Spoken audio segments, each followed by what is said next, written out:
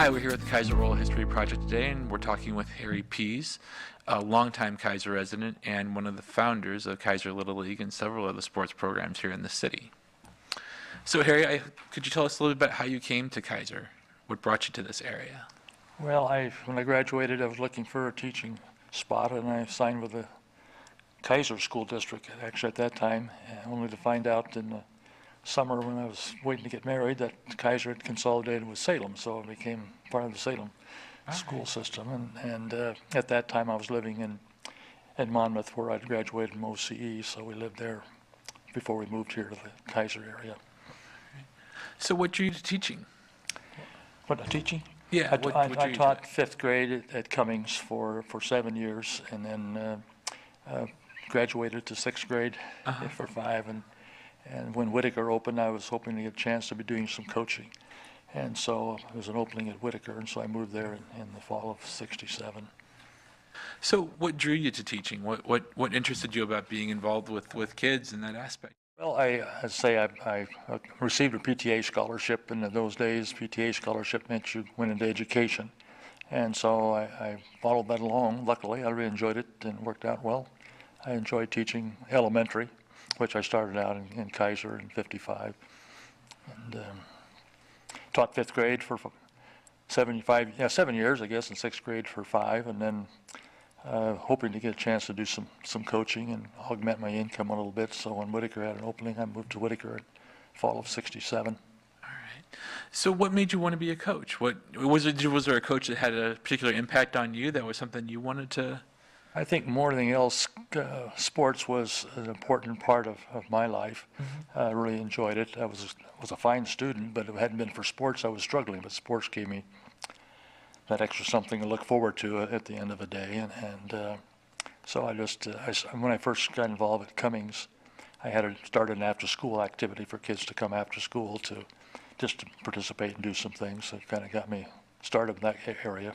Was it just kind of like a survey sort of thing of the different sports as the year progressed, or how did that work for you? We just tried. It was basically in the fall and the spring doing it's just a kind of a recreation type thing. We would play some soccer and some football and softball, just a place for kids to have some activities. All right. And I live right across the street, so it was easy to. Yeah.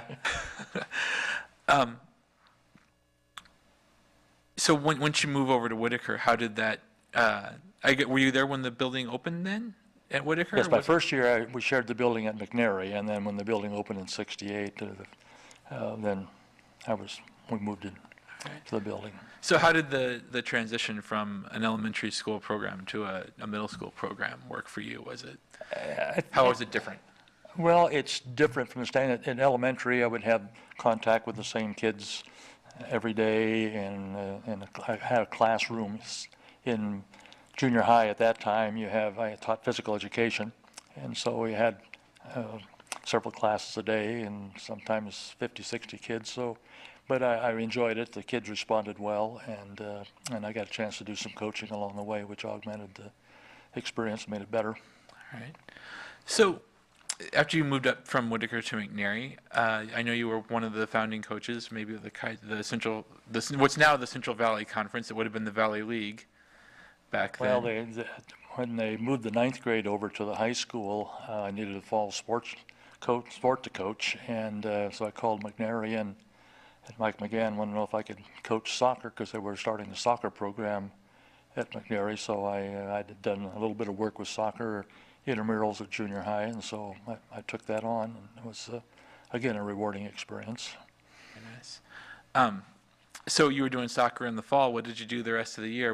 I knew you were a PE teacher, so that was obviously part of it. How else were you involved? From a coaching standpoint, I got involved I wasn't actually out at McNary. I was just still teaching at Whitaker, but I was coaching at McNary. But I did some basketball then, sophomore basketball to start with, till I dropped that program, and I moved into the girls' basketball program as an assistant coach at that point. And I'd coached for 10, 12 years at basketball at the middle school, or at the junior high at that point, before it became a middle school. Coached some track and gymnastics and volleyball. Well, back when they had gymnastics, though. So one of your side projects, I guess, was helping start Keizer Little League. tell me a little Well- bit about, how you saw that need developing in the Okay. community and I how need to you give some responded. background. That before Little League came into Salem, the school system operated a recreation baseball program, and I got involved in that at Keizer in 1958. They had what they called Pee-wees, the 8 9s, and the midgets were 10 11 in the C League. That was the format. In the late 1960, early 70, the city of Salem took over that program because Keizer was not part of the city of Salem. Our kids to be involved had to pay an extra $25 fee and go down to River Road, the park at River Road, to participate. So the Keizer, Cummings, and Kennedy Parents Club hired me then to operate the baseball program at the old Keizer school facility. We played there, well, where Ross was our field. And they also hired a lady to have a craft program going. In 1970, Frank Ambrose brought Little League into Pioneer, the Waldo area, with Pioneer Little League. Then in the spring, or early spring of the following year, the Hayesville people were left out and they wanted to get something going, so they came and they wanted to start Little League. I fought it, but it didn't make any progress. So actually, I didn't help start the Keizer Little League. If anything, I was probably wanting to let it wait for one more year because we're going to get started to get softball going. So it started, Keizer, I believe, had its first season in 1971. And I didn't get directly involved. In fact, it's not something I even wanted to do until my daughter wanted to play Little League. And I figured if she wanted to play Little League, I was going to be involved in the process. Yeah. So I went to volunteer and wound up being a manager. So that was in 1975. All right. So during those early years, how did you, I'm just curious, how did you spread word or get kids involved with the program? Was it primarily through schools, or how did you reach out? Now you're talking about the Little League? Little League, yeah. Yes, basically, the schools, I'm sure, were involved, but it's something that word gets around, kids get involved in the process, and Little League does a good job of promoting, letting people know what's going on. It was a good program for the kids to be in. It was just baseball to begin with, and then softball came in '74. So during this time, how was Keizer itself changing? What were you, I mean, because you were here in the late 50s, so this is a 20-year span we're kind of talking about now. How was Well, it changing? The real changes, the area from 10th Street to 15th Street beyond Manburn Palmacia was a jungle of old apple trees and prune trees. We used to go and harvest them, and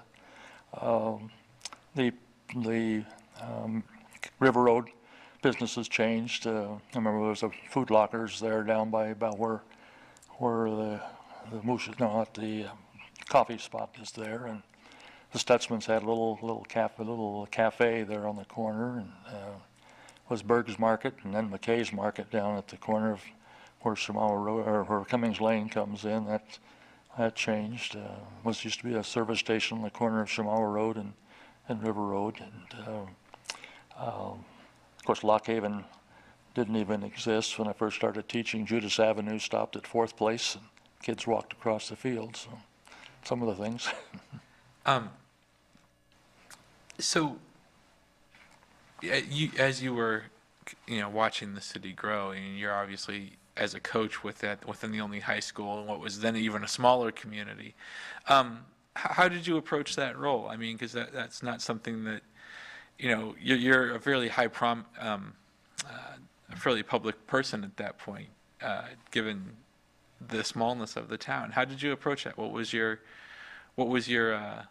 ways for dealing and kind of taking on greater and greater roles within the community? Well, one thing, Keizer has an advantage over the other high schools, or McNary does, that it is strictly local, and it's easy to, a lot of support, a lot of community pride, things of that thing go into it.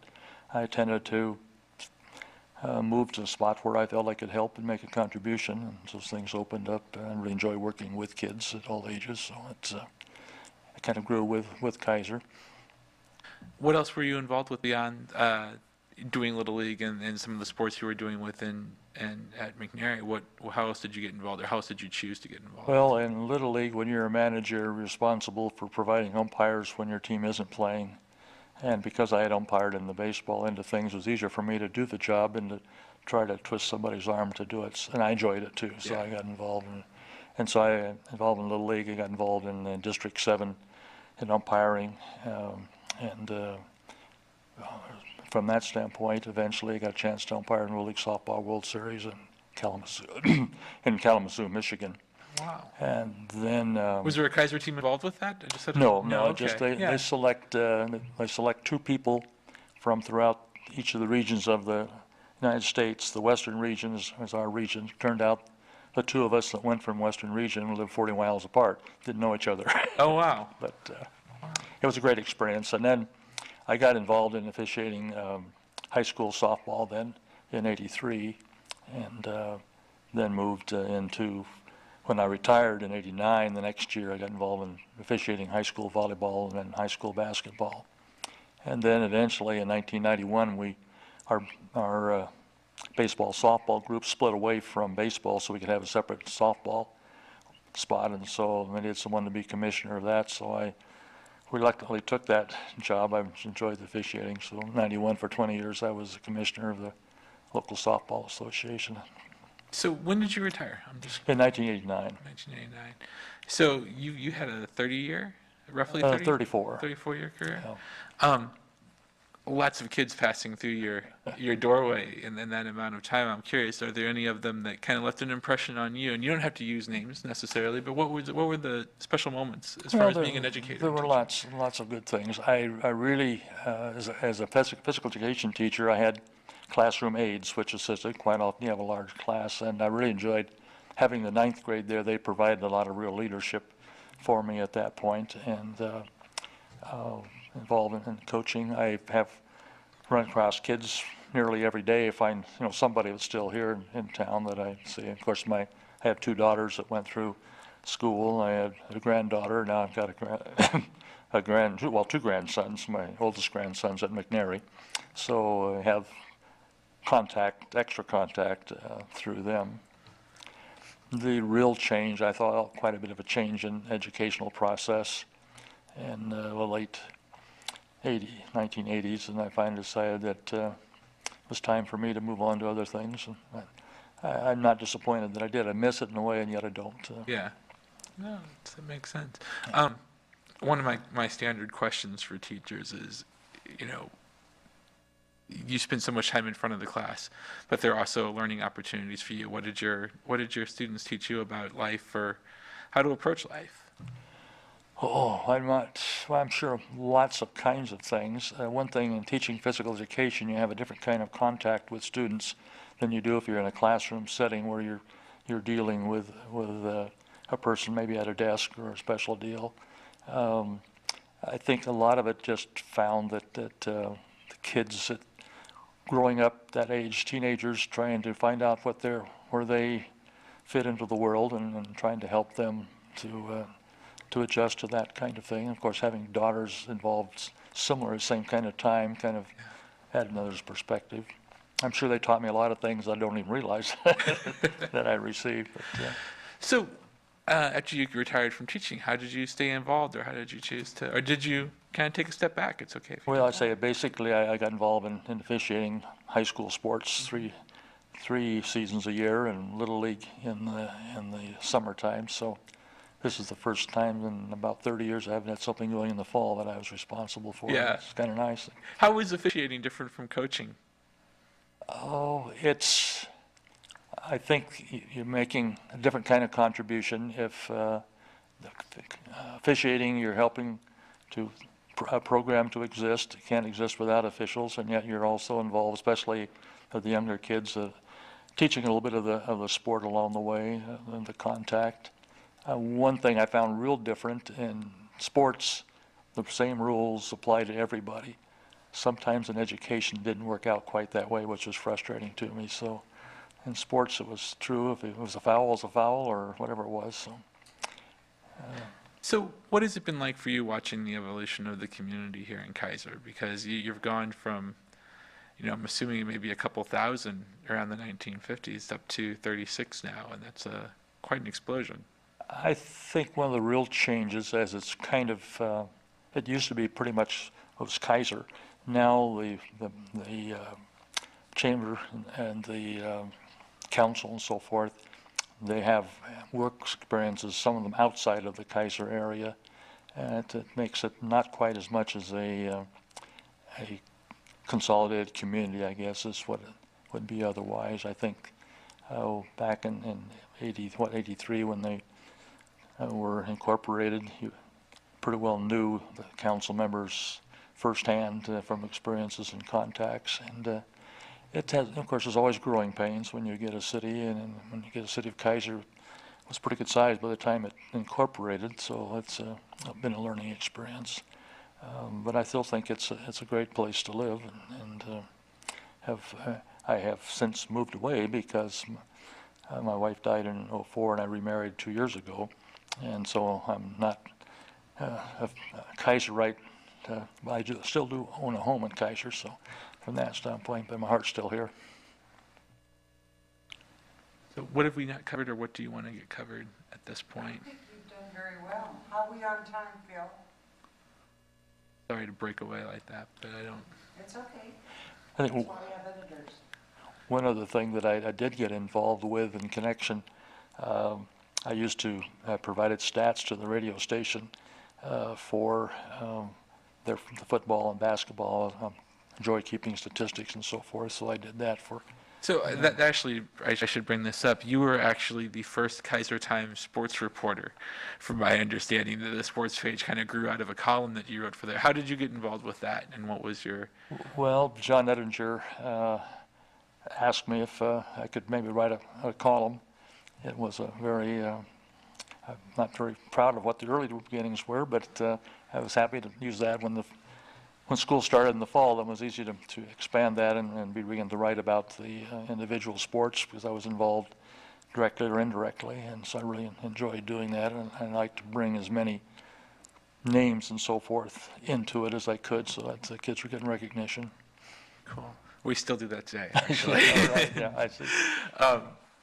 But how did you approach that? Because I mean, that's not something that the coach actually often gets asked to do that sort of thing. So what was your kind of goal? I mean, obviously getting kids and faces and names were a big part of it. But Well, I had experience in college. I was the sports editor of our college newspaper for the last 3 years, so I've been a sports writer from that standpoint and interested, so it made it kind of easy to pick up on, and I had the contacts. The program was much smaller in those days too. We didn't have to have so many different sports to try to cover, so we were able to cover each one that we covered more completely. all right. Title IX, asking some questions. So how did Title IX affect sports offerings? Well, it is part of the beginning of the girls' programs being offered. As I see it, we moved into it rather nicely here in the Keizer area. I think the community is pretty well accepted to having those programs going. And for my youngest daughter particularly, it provided her with the opportunity to be a three-sport person, and while she was involved in sports, her grades were high as well. On that sort of Title IX sports topic, what volleyball was already kind of an established program, I understood, and this was a way to kind of break, at least in Keizer. Yeah, volleyball and basketball both Okay. came into the Salem, or the Valley League at the same time, along with softball. So it's, I think it was something that was needed to have. I think the girls, of course, again, I've had all my boys have been girls, so I've been involved in the girls' specific phase, but I've been involved in coaching and officiating from the boys' standpoint. Little League early on, we found a bit of a struggle between softball, kind of horned itself in to Little League initially from the national standpoint, and it was a little bit of a struggle to get recognition. Once you have some success, then the recognition Here. kind of comes about. When I was coaching soccer, I tried to get a chance to play on the football field rather than the soccer field, to get the fans to see some games at night, and didn't have any success. And the third year we won the league title. The next year when I went in to talk, they already had 3 games scheduled at the football field. So. But, you know, our first state playoff game, we must have had, I suppose probably 1,000 people. Wow. So. How'd you do? Do you remember? Well, that particular game, I think we won on that one. We had went to overtime, and it was quite an exciting ball game along the way. So this will be my last question for you. But what was the most successful team that you coached? Well, or it doesn't have to be maybe the most successful in numbers, but what did you think?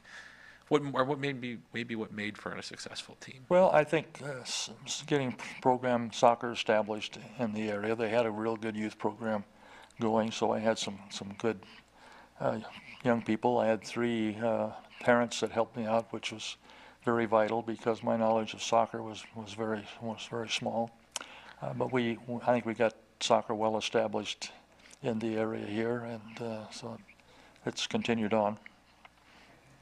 Thank you very much for joining us today. I really appreciate it. You have a great day. Thanks for doing it.